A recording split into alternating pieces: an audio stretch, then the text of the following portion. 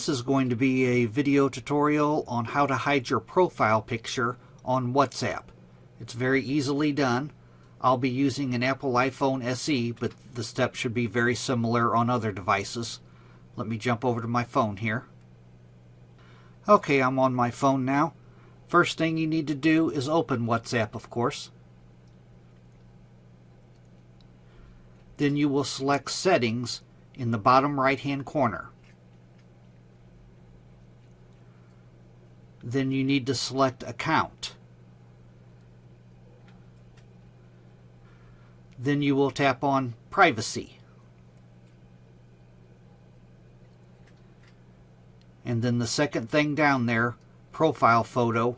As you can see, by default it's set to everybody, but if you tap on Profile Photo,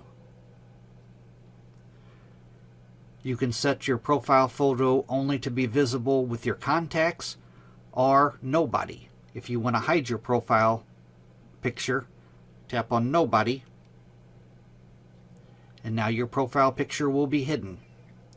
But that's how you hide your profile picture on WhatsApp. Thanks for watching.